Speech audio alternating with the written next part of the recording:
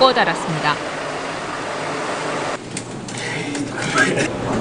내전을 피해 국내로 들어왔던 리비아 진출 기업들은 발걸음이 다시 바빠졌습니다. 신규 수주하는 곳이야. 그래서 지금 트리폴리 호텔에 우리가 이제 이미 거의 완공을 했잖아요. 이거 우리가 운영을 해야 돼. 지난 2월 내전이 터지기 전까지 20여 개의 국내 건설업체들이 리비아에서 11조 5천억 원 규모의 공사를 진행하고 있었습니다.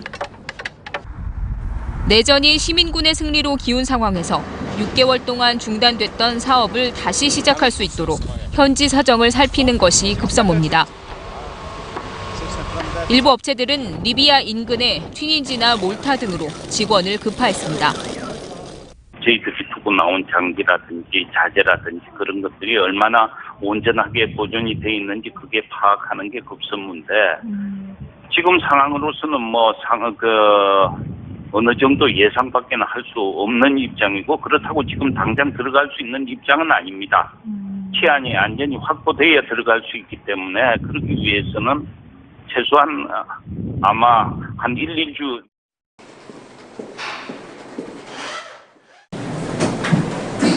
코트라도 서둘러 상황 대책반을 꾸렸습니다. 현지에 진출한 국내 기업들이 중단된 사업을 재개할 수 있도록 지원하는 한편 전후 리비아의 재건 복구 사업에도 참여할 수 있도록 도울 예정입니다.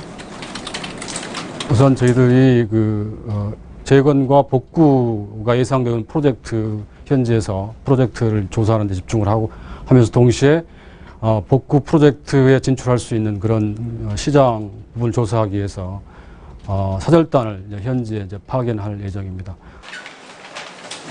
경제적인 교류뿐 아니라 정치적 관계도 다시 정립해야 될 시기. 특히 북한과 친밀한 사이를 유지해온 카다피 리비아에서 분위기가 바뀔 것으로 예상하는 전문가들이 적지 않습니다. 가다피 정권이 붕괴되고 새로운 정치 세력이 등장하면서 새로운 정치 체제가 부상할 경우 과거와는 달리 상당히 친서방 또 자유민주주의를 향한 그런 정치 체제가 이제 등장할 것이기 때문에 향후 우리나라와 정치 분야 또 문화 분야 또 이 민간 교류 부분에서 상당히 협력이 확대될 것으로 지금 예상되고 있습니다. 리비아에서는 지난 일주일 동안 트리폴리에서만 3,000명 가까운 사람이 죽거나 다쳤습니다. 그동안 흘린 피가 적지 않지만 리비아 시민들은 카다피의 몰락에 환호하고 있습니다.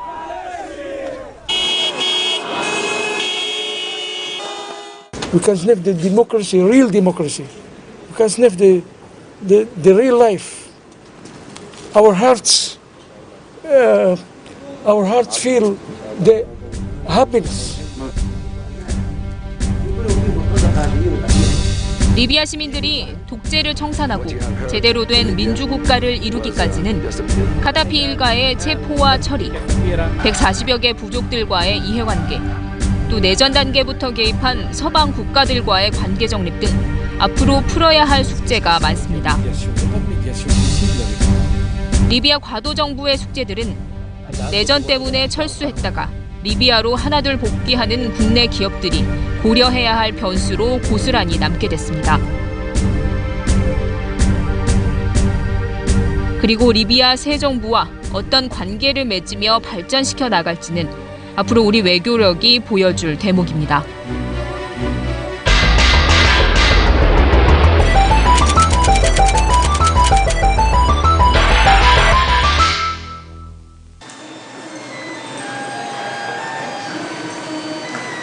서울의 한 전철역. 학생들이 띠를 두르고 개표구 근처에 서 있습니다. 대부분의 시간을 할 일 없이 우두커니 서 있습니다. 40분 서 있다가 20분 휴식. 무엇을 하는가 했더니 자원봉사 활동입니다. 봉사활동을요, 신청을 늦게 해서 할 데가 없어서 저 친구가 여기를 신청을 했어요. 왜 이걸 해야 되나? 네, 8시간 무조건 채워요. 이번엔 동사무소에서 봉사활동을 한 학생에게 물었습니다. 보람 돼요? 어때요? 네? 보람은 안 되죠. 근데 왜 해요? 봉사 시간 맞추려고요. 지금 친구도 대부분 다 그런가? 네. 자원봉사. 말 그대로 스스로 원해서 하는 봉사입니다. 그런데 지금의 청소년 자원봉사는 봉사 확인서를 받기 위해 하기 싫어도 해야 하는 억지 봉사가 돼버렸습니다. 청소년 자원봉사의 실태를 들여다봤습니다.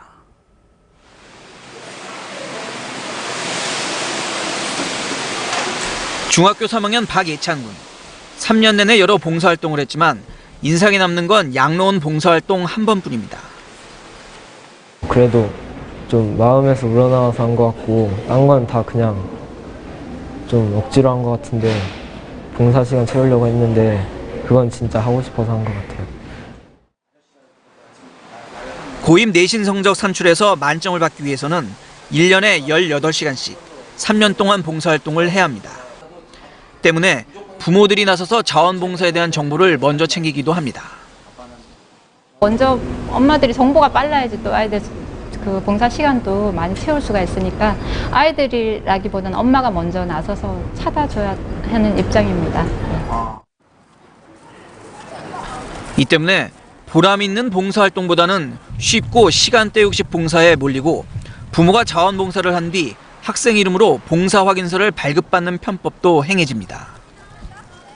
사실상 그 시간수를 채워서 자원봉사를 어떤 의무감으로 해내는 부분들이 참 보기가 안타깝습니다. 한국청소년활동진흥원의 자원봉사 동기에 대한 질문에 응답자의 64%가 내신 성적 반영을 위해 하게 됐다고 답했습니다. 봉사활동 학생들을 유치하는 공공기관이나 사회복지시설도 괴롭기는 마찬가지입니다. 자원봉사하겠다고 학생들이 몰리지만 막상 시킬 일도 교육할 인력도 마땅치 않습니다.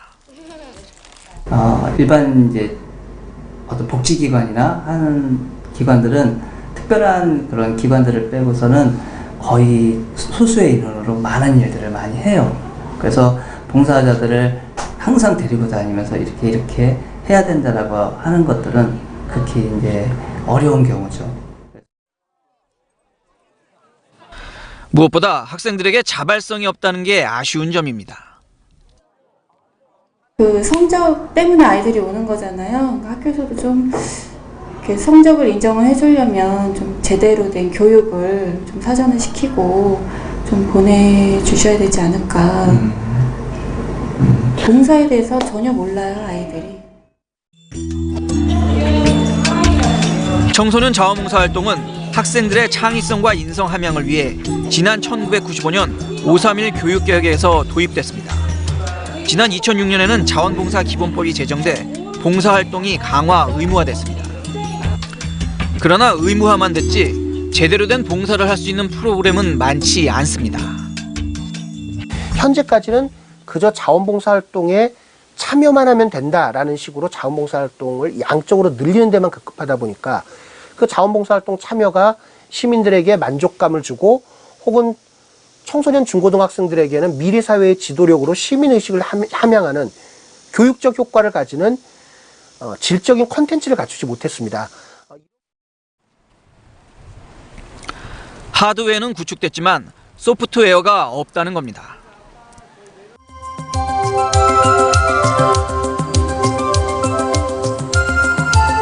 정신지체 장애학생 교육기관 세아의 집입니다. 이곳에서 더불어 행복하기란 주제로 청소년 자원봉사 프로그램이 진행되고 있습니다. 봉사원 학생들은 먼저 자신이 생각하는 자원봉사의 의미를 적어봅니다.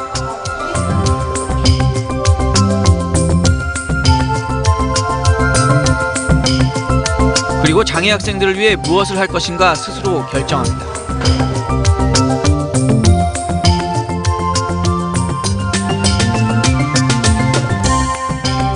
(1대1) 짝을 이뤄 함께 생활합니다. 차릉놀이도 하고 같이 운동합니다.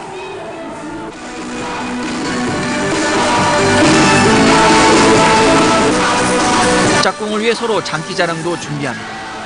장애 학생들도 몇 달 전부터 춤을 준비했습니다.